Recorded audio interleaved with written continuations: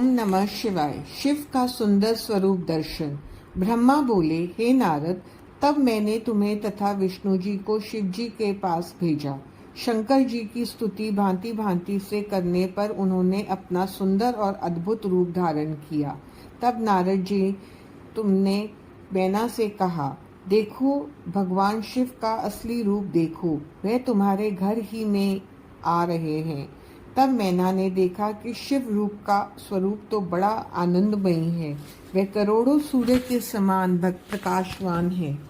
भड़कीले वस्त्र तथा रत्न जड़ित आभूषण धारण किए हैं। मंद मंद मुस्कान है तथा चंचल कमल से नेत्र हैं। श्वेत शरीर वाले प्रसन्नचित हैं और नंदी पर सवार हैं। चंद्रमा मस्तक पर शोभामान है। विष्णु आदि सेवा कर रहे हैं। सूर्य सिर पर छत्र धारण किए हैं और गंगा यमुना चवर दुला रही हैं।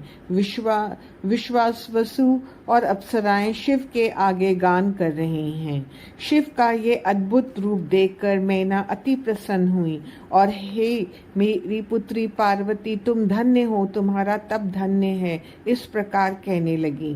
हे शंकर भगवान, मेरे अपराध को क्षमा करना, मैंने आपकी भारी निंदा की है। सभी पूर्ववासी नारियों ने आकर उनका दर्शन किया, अक्षत और चंदन से पूजा की। वे सभी अपने घरों के कामों को अधूरा छोड़कर शिव दर्शन को आईं तथा पार्वती के भाग्य को सराहना करने लगी कि वे साक्षात भगवान शिव की पत्नी बन रही हैं। सभी ने शिव जी का पूजन करके पुष्पों की वर्षा की। वर आगमन वर्णन। इसके बाद भगवान शंकर जी हिमाचल के घर के निकट पहुँचे। तब मैना झटपट घर में पहुंचकर आरती सजाती हुई स्त्रियों के साथ द्वार पर मिलने आई। उस समय भगवान शंकर पहुंच गए। उनकी शोभा करोड़ों कामदेव के समान थी। सुंदर सुंदर श्वेत वर्ण त्रिनेत्रधारी सुगंधित मालती पुष्पों की माला धारे, रत्न जड़ित मुकुट, बाजूबंद मणि जड़ित कड़े आदि रत्न जड़ित स्वर्ण के आभूषण पहने, नाना प्रकार के विचित्र चमकीले वस्त्र धारण किए, चंदन अग्र कस्तूरी से सुगंधित तरुण स्वरूपधारी, मंद मुस्कान करते हुए सर्वांग सुंदर भगवान शंकर के इस प्रकार मैना को दर्शन हुए। तब उनकी प्रसन्नता का कोई ठिकाना ही न रहा। मैना ने बड़े प्रेम से उनकी आरती उतारी। उसके बाद जगत माता पार्वती सुंदर श्रृंगार से युक्त होकर कुल देवताओं को पूजने के लिए निकली। इधर हिमाचल ने भगवान शंकर का वेद विधि पूर्वक उपवीत संस्कार भी कराया। फिर गिरिजा को वैदिक रीति से स्नान कराया तथा शिवजी के द्वारा दिए गए वस्त्र आभूषण आदि पहनाए। इसके बाद गर्गाचार्य ने हिमाचल से कहा, हे पर्वतराज, लगन का समय निकट है, अब आप शंकर जी को बुलाइए। तब ब्राह्मणों ने जाकर भगवान शंकर विष्णु आदि देवताओं से कहा कि कृपा करके कन्यादान आदि के लिए पधारें।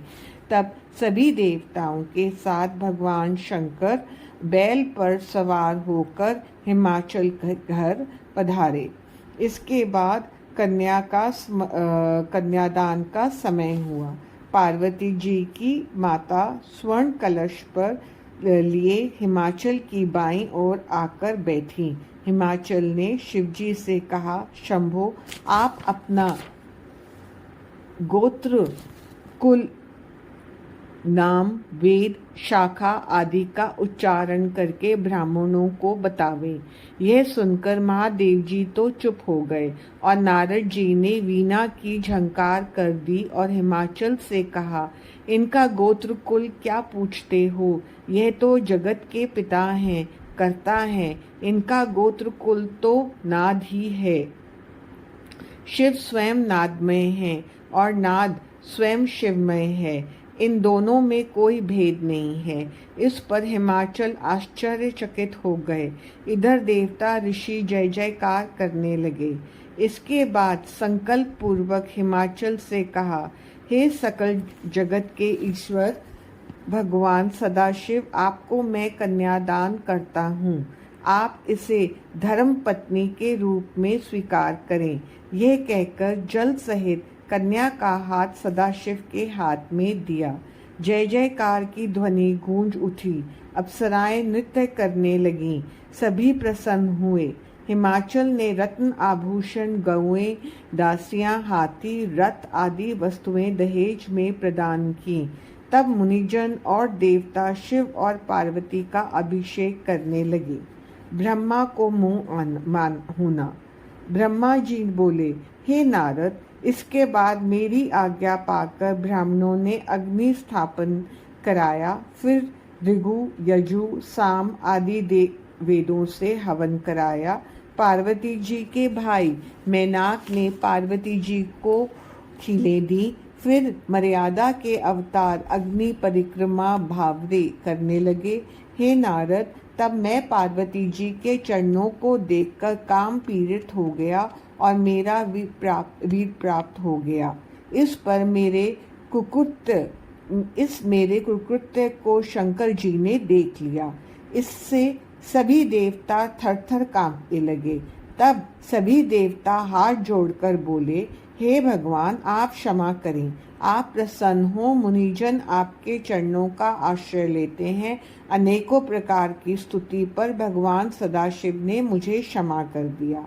हे नारद, जब मैंने अपने वीर को पांव में से मोड़ दिया तो उनकी अनेकों कर्ण हो गए। उससे उनके हजारों वाल्य खिल्य ऋषि हो गए। वे सभी बड़े तेजस्वी थे। वे उठकर मुझे पिता कहकर पुकारने लगे।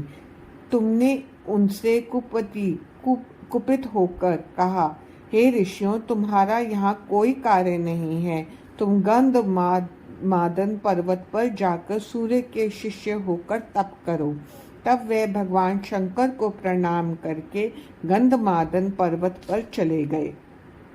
शिव द्वारा कामदेव को जीवन दान। हे नारद, उस समय रति कामदेव की भस्म एक पोटली में लेकर शंकर जी की शरण में आई और बोली, हे प्रभु, आपके इस विवाह में सभी स्त्रियां तथा चराचर जगत प्रसन्न हैं, फिर मैं ही क्यों पति के बिना दुखी रहूं? उसने नाना भांति से रुदन प्रारंभ किया। उसके रुदन को सुनकर सरस्वती जी आदि स्त्रियां रोकर शिव से प्रार्थना करने लगीं कि हे दीनानाथ, आप अवश्य काम को जीवित करें, तभी तो आप भी रति विहार का सुख प्राप्त कर सकेंगे। प्रार्थना सुनकर सदाशिव ने भस्म की पोटली पर कृपा की दृष्टि की। उससे कामदेव जिंदा हो गए। उसने उठकर शिव को प्रणाम किया। शिवजी ने कहा, तुम वरदान मांगो। कामदेव ने कहा, प्रभु, अपने चरणों की भक्ति प्रदान करो तथा आपके भक्तों में मेरा अनुराग बना रहे। शिव जी ने कहा, मैं तुम पर बहुत प्रसन्न हूँ। तुम आप अब निर्भय विचरण करो और विष्णु जी के पास बैठो।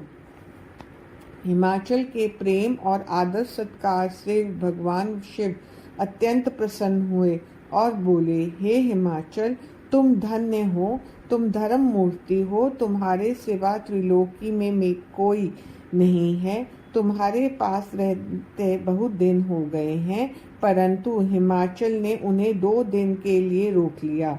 2 दिन बाद सप्त ऋषियों के द्वारा देवताओं ने कहलाया कि सदाशिव आज जाने का निश्चय कर चुके हैं तथा देवता भी अपने अपने स्थान को जाएंगे।